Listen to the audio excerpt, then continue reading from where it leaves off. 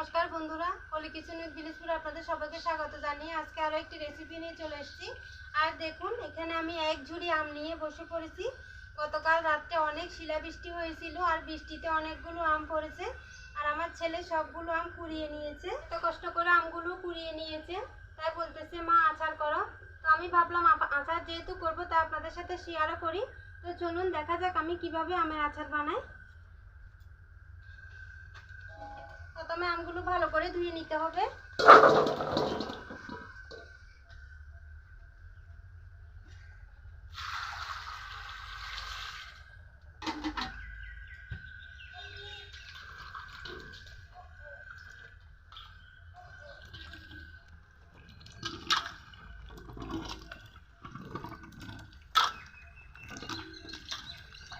এখন আমি আমের খোসা ছাড়িয়ে নিব।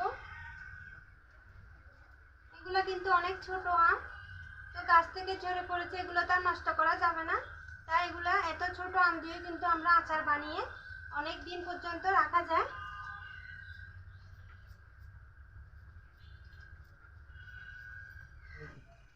এখন মাঝখান থেকে এভাবে কেটে নিব। দেখুন, একদম কচি আম, এখনো ভালো করে আটিও হয় নাই। দেখুন, আমি মাঝখান থেকে এভাবে কেটে নিয়েছি। এখন জলের মধ্যে আরেকটা বাটিতে এভাবে দিব। অনেকগুলো কিন্তু কষ ছাড়বে, যেহেতু একদম কচি আম।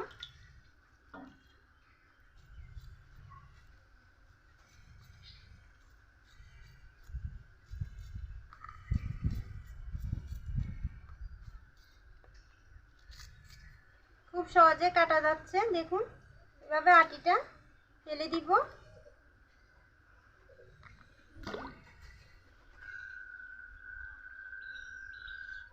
গাছে কিন্তু প্রচুর আম ধরে, কিন্তু বাতাসে এরকম ছোট থাকা অবস্থায় অনেক আম ঝরে যায়। প্রত্যেক বছর এরকম হয়, শুধু আম ঝরে ছোট থাকায়। সেজন্য এই ছোট ছোট আম দিয়ে আচার বানিয়ে রাখি। অনেক সময় লাগবে আমার আমগুলো কাটতে, যেহেতু আমি একা একা কাটবো। দুজন হলে অনেক সুবিধা হতো। তো সব আম কাটার পর আপনাদেরকে দেখাবো। আর আজকে কিন্তু আচার বানানো যাবে না, এগুলো আজকে চুন জলে আমি ভিজিয়ে রাখবো। আগামীকাল আপনাদেরকে আচার করে দেখাবো। তো ফিরে আসছি আম কাটার পরে।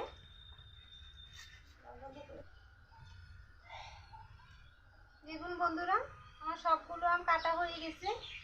আর এক বাটি আম হয়েছে। দেখুন কতগুলো খোসা হয়েছে। এগুলো তুলে এখন পরিষ্কার করে নিব জায়গাটা। এখন বড় বাটিতে ভিজাতে হবে আম।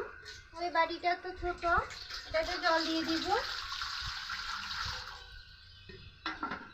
আর দেখুন, আমি এখানে চুন নিয়েছি, পানের সাথে যে চুন খায় ওই খাওয়া চুনগুলো নিয়েছি। এখন জলের মধ্যে দিয়ে দিব চুন।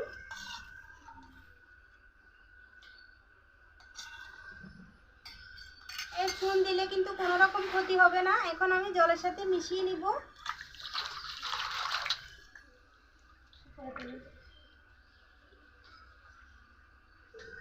আপনারা হয়তো মনে করবেন যে চুন খেলে যদি ক্ষতি হয়, কোনো রকম কোনো ক্ষতি হবে না। এই চুন জলে আমি আমগুলো ভিজিয়ে রাখবো, যাতে আম শক্ত হয়। আচার বানানোর পরে আমগুলো আর ভেঙে যাবে না। কচি আম নরম হয়, সেজন্য এই চুন জলে ভিজিয়ে রাখলে আমগুলো কিন্তু আর নরম থাকবে না, শক্ত হবে।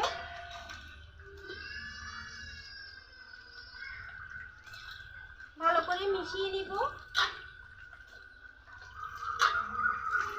আজকে সারা রাত এভাবে আমি জলের মধ্যে ভিজিয়ে রাখবো। আর আগামীকালকে আপনাদেরকে আচার করে দেখাবো। গুলোকে এক রাত ভিজিয়ে রেখেছিলাম, এখন নিয়ে এসেছি আচার বানানোর জন্য। আর দেখুন, চুন জল থেকে তুলে আমি ভালো করে 3-4 বার জল পাল্টে ধুয়ে নিয়েছি।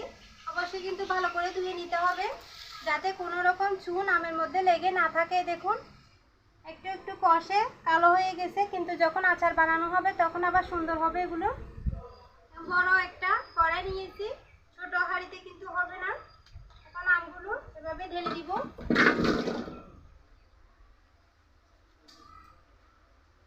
অল্প করে জল দিব, আম থেকেও কিছুটা জল বের হবে।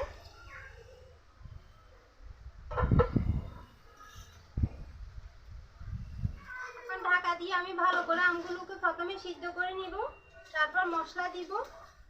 আমগুলোকে কিছুক্ষণ সিদ্ধ করে নিয়েছি। পরিমাণ মতো লবণ দিয়ে দিব, দিব হলুদের গুঁড়া, দিব মরিচের গুঁড়া, সামান্য করে মশলার গুঁড়াও দিয়ে দিব,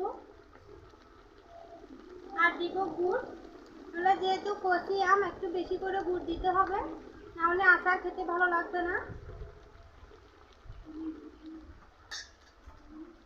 ভালো করে নেড়ে মিশিয়ে নিব।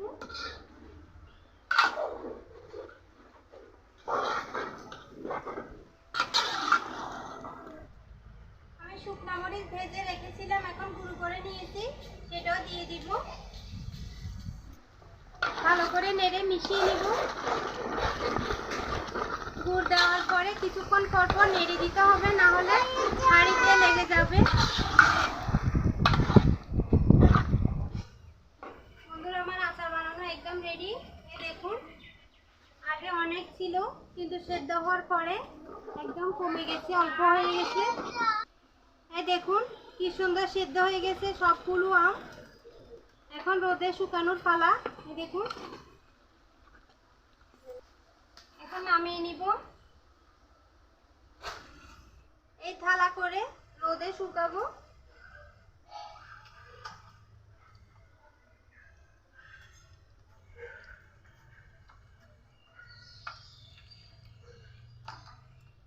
পাতলা করে এভাবে দিতে হবে, না হলে শুকাতে দেরি হবে। একদম পাতলা করে দিব।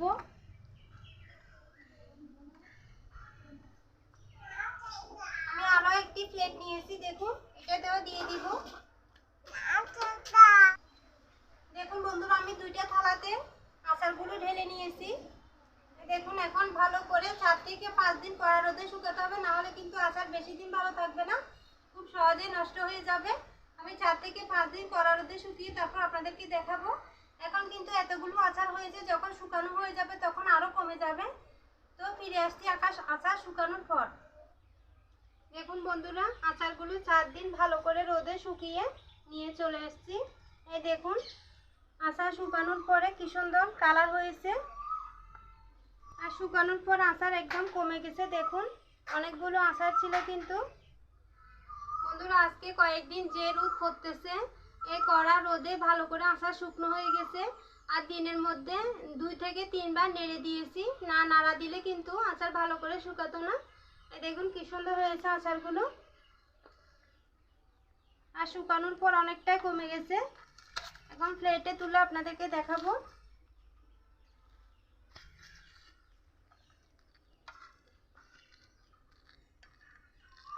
এগুলো এভাবে কোটার মধ্যে রেখে দিলে অনেক দিন পর্যন্ত ভালো থাকে।